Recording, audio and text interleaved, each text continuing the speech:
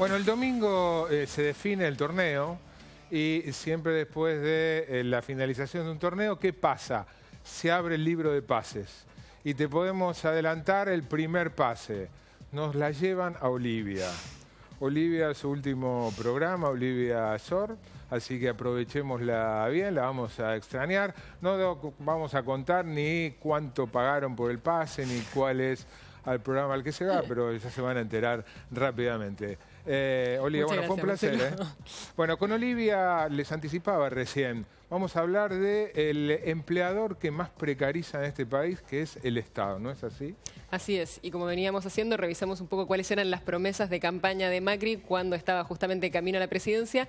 En este caso, y es lo que vemos en la primera placa, decía jerarquizar el empleo público. Lo dijo Macri en la campaña, lo dijo el ministro Andrés Ibarra, que está a cargo de modernización justamente, también varias veces, hablando de darle más capacitación, de generar una carrera dentro del Estado y por supuesto eso va acompañado de estabilidad laboral adentro del gobierno.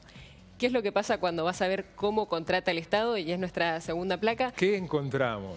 El Estado tiene muchísimas maneras de contratar gente. Hay más de 50 regímenes bajo los cuales se puede contratar a una persona hoy dentro del Estado. Más de 50. Así es. Con lo cual, acá hicimos una simplificación muy breve para esquematizar un poco, pero básicamente lo que tenés es la planta permanente y transitoria. La planta permanente, sobre todo, es lo que te más imaginas como el empleo público, personas que han entrado por concurso y que tienen estabilidad laboral a lo largo del tiempo. Los contratados están a través de una cláusula específica que hace que tienen la mayoría de los derechos de un trabajador, el aguinaldo, las vacaciones, la obra social, pero tienen que renovar su contrato año a año, con lo cual no tienen estabilidad laboral y no van generando tanta antigüedad. Y en el último punto son los tercerizados, que ahí sí muchas veces son a través de convenios que firma el Estado con universidades o con fundaciones y directamente son personas que son monotributistas, o sea que no se les cubre la obra social, no tienen aguinaldo, no tienen vacaciones aseguradas, depende más bien de la negociación que cada uno pueda hacer en ese caso. Y hay miles y miles y miles en estas categorías más precarias. Exactamente. Esto se da no solo a nivel de Estado Nacional, sino de estados provinciales y municipales. Exactamente, el dato que tenemos es del Estado Nacional porque es donde hay más información justamente, pero está lejos de ser el único caso. Acá veíamos el 28%, o sea, más de 1 de cada 4 trabajadores en el Estado Nacional hoy están en una situación precaria, en alguna de las que describíamos antes. Con lo cual ves que es un fenómeno bastante repandido y está lejos de ser solo el Estado Nacional. Los estados provinciales y municipales tienen este tipo de fenómenos también. ¿Qué van a hacer frente a esto para llegar a la promesa de jerarquizar el empleo público? Bueno, de las primeras medidas que anunció el Ministerio de Modernización a cargo justamente de este tema fue decir, vamos a revisar todos los contratos y los concursos que se hicieron en los últimos años para ver que las personas que hayan sido puestas en estos lugares lo hayan sido de manera correcta. Lo que vemos en la siguiente placa es la cantidad de bajas que se dieron a raíz de esa revisión. Fue de 10.900 personas aproximadamente las que se dio de baja luego de revisar esos contratos. De manera desprolija y con revisaciones hechas muy a las apuradas, sin la rigurosidad, no bastaba más que fijarse en cuánto tiempo decidieron por la continuidad o no de miles de personas para concluir que se hizo a las apuradas y sin la seriedad que corresponde, nada menos que para saber si una persona conservaba o no su empleo. Totalmente. Y cuando ves qué más se ha hecho desde entonces, se dieron de baja todos los contratos con las universidades, salvo los que se pidiesen explícitamente que se mantuviesen. La modalidad de contratar a través de universidades no va más. No, se dieron de baja los que habían, salvo los que explicitaran que querían mantenerlos. Se creó un registro de convenios con las universidades y lo que te dicen desde el gobierno es queremos cambiar la forma de contratación, queremos llevarlo hacia los concursos, pero la verdad es que hoy no hay manera de contratar de otra manera dentro del Estado. Tal como está la situación, estamos trabajando para llegar a eso, pero por el momento se sigue contratando de estas maneras. Sobre qué pasó con el empleo en el Estado, ¿entrevistaste a quién? A Gonzalo Diegues de CIPEC, del Centro de Implementación de Políticas Públicas para la Equidad y el Crecimiento, que nos contaba un poco sobre cómo fue evolucionando el Estado en estos años. Presten atención, ¿no? Cómo crece el Estado y por qué, cómo crece el empleo en el Estado y por qué ha crecido. Una agencia estatal que se encargue de compilar o sistematizar los datos sobre empleo público y trabajando con el Censo de Población y Viviendas y trabajando también con lo que es la encuesta anual de hogares urbanos, uno puede advertir que efectivamente el peso, la importancia que tiene el empleo público hoy en la economía argentina es considerable. De acuerdo a nuestras estimaciones, hay prácticamente un 18% de la población económicamente activa que está involucrada, realiza algún tipo de tareas o funciones en los 2.259 gobiernos municipales, en las 24 provincias o inclusive en el sector público nacional. Esto implica un universo de aproximadamente 4 millones de personas que, insisto, trabajan o realizan tareas en algún tipo de nivel de gobierno. Si nos remitimos específicamente a lo que sería el gobierno nacional, en realidad el sector público nacional, el empleo público creció punta a punta de 2003 a 2015 en el orden del 4% interanual. O sea, tanto en términos absolutos como relativos, ese crecimiento es constante. Y se explica por diferentes factores, ¿no? Digo, en algunos casos porque el Estado toma un nuevo rol, toma una nueva posición, se hace cargo quizás de empresas que estaban tercerizadas en el sector privado, pero también porque crea 20 nuevas universidades, casi 2 universidades por año, crea nuevos centros hospitalarios, crea nuevas estructuras burocrático-administrativas, jerarquiza ministerios, crea un montón de organismos descentralizados, hay 48 organismos descentralizados hoy en la función pública. Entonces, desde ese punto de vista, encontramos también que hay una correlación entre el aumento de la estructura organizacional en esta suerte de metamorfosis organizacional del Estado y el crecimiento del empleo público. Pero insisto, pareciera que no responde ni al mismo ritmo, ni a la misma velocidad, ni a la misma intensidad para todos los niveles de gobierno por igual, ni para todas las estructuras del Estado por igual.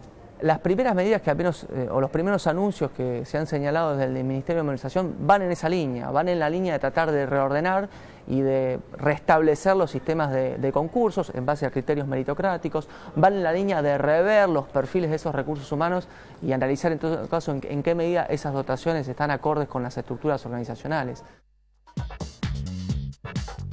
Aquí con nuestro columnista de política, José Natanson. Hola, José. ¿Qué tal, Marcelo? Buenas noches. Estaba pensando que hacía mucho tiempo que el sindicalismo no tenía la presencia, ¿no?, que está teniendo en estos últimos 2-3 meses. Sí, tiene un protagonismo renovado en este último tiempo. Y eso me parece que tiene una explicación básica, Marcelo, que es lo siguiente. El gobierno de Macri es un gobierno muy poderoso. Controla los 3 principales estados, el Estado Nacional, el Estado de la Provincia de Buenos Aires, el Estado de la Ciudad de Buenos Aires, cosa que pocas veces había ocurrido desde la vuelta a la democracia.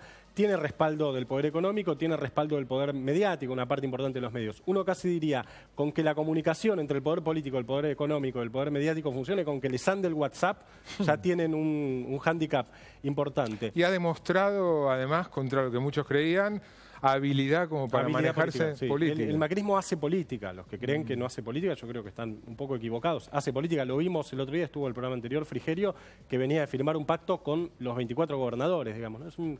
Es un actor político que hace política. Ahora, el poder, Marcelo, es una relación.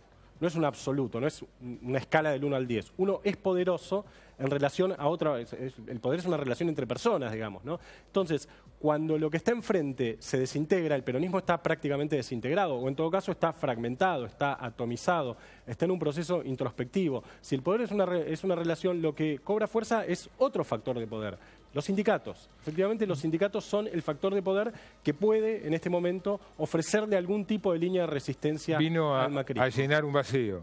Vino a llenar un vacío. Sí, viste como los juegos chinos. Los juegos chinos son de ocupar vacíos, no son de comer piezas, son de ocupar vacíos. Entonces, vamos a ver si te parece, Marcelo, la primera placa donde vemos por qué el sindicalismo puede ser un factor de poder que contrapese el enorme poder del macrismo. Esta es la cantidad de afiliados de los sindicatos, de los gremios que tienen más números de adherentes. Fíjate, el sindicato de empleados de comercio, 1 millón de personas, construcción 440.000, UATREL del Momo Venegas, de peones y estibadores rurales, 340.000, la UOM, sindicato industrial, 300.000, y CETERA, 300.000, un sindicato del empleo público. Es interesante ver que son sindicatos que tienen muchos afiliados y que al mismo tiempo pertenecen a ramas diferentes. Comercio, que está en el sector servicios, construcción, UATREL, que es sector rural, UOM dentro del mundo industrial, digamos, CETERA, el sector público. Es decir, no están concentrados en un lugar de la economía. La economía argentina es relativamente diversificada comparada con otras economías latinoamericanas, y esto se ve en el enorme poder de los sindicatos. Y esto es una rareza en la región. Mirá, lo que vamos a ver ahora es la tasa de sindicalización por país. Es decir, ¿cuántos trabajadores en relación de dependencia están sindicalizados? Uno puede pensar que los sindicatos fuertes son casi un patrimonio de los países ricos. Fíjate, por ejemplo, Suecia, 75% de trabajadores sindicalizados. Noruega, 53%. Uruguay, único país de América Latina que tiene más trabajadores sindicalizados, más porcentaje de trabajadores sindicalizados que Argentina. Argentina, 35%. Ahora, fíjate, Chile, 12%.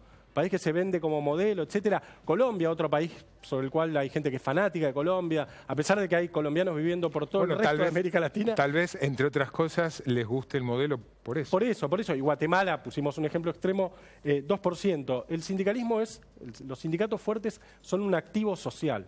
Eso creo yo, son un actor político que en un momento en el cual la relación de fuerzas se vuelca hacia la derecha pueden funcionar como un reequilibrador de relaciones económicas y sociales. Ahora tienen un problema los sindicatos, Marcelo, tienen muchos problemas, pero tienen un problema básico que lo vamos a ver en esta placa y que está, creo yo, claramente ilustrado por estas caras que vamos a ver ahora, que son las caras de algunos de los secretarios generales de los sindicatos en la placa que vamos a ver ahora. Ahí tenés, mirá, esta es la cantidad de años que estuvieron algunos secretarios generales, los de mayor permanencia, al frente de su gremio. Baldassini, que era Correos. Baldassini es Correos, 52 años, tiene 85. Encontramos una foto de cuando era más joven, pero bueno, la foto que tenía. No es 52 años de edad, es 52 años como secretario general. Como secretario general del gremio de Correos, Baldassini decía que tiene 85 años. Baldassini, Luis Barrionuevo, 36 años.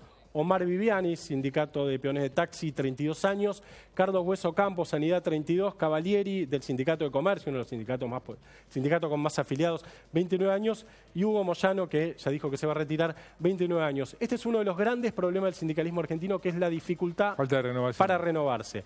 No sucede en todos los sindicatos igual. Hay algunos sindicatos que se renuevan periódicamente. Todos los años, cada tantos años, encontramos, por ejemplo, con un nuevo secretario general de CETERA. Estamos acostumbrados a que se ha ido renovando cada tanto. Ahora, en algunos sindicatos, sobre todo sindicatos del sector privado, vemos esto que es una dificultad, que es que los secretarios generales tienden a eternizarse en sus cargos. Esto es... Fenómeno parecido, ahora se lo quiere modificar a través de una ley, al de los intendentes, al de varios de los intendentes. Efectivamente, a ponerle un tope a la reelección de los intendentes. En el caso de los sindicatos hay algunos proyectos, hay uno incluso de Facundo Moyano para que haya solo 2 reelecciones. Entonces, y con esto concluyo, el sindicalismo es un factor de poder que puede ser una línea de resistencia al macrismo que tiene algunos problemas, entre ellos este. ¿Estás negociando algún pase vos? No, por ahora me quedo acá. Nos vamos a una breve pausa y volvemos.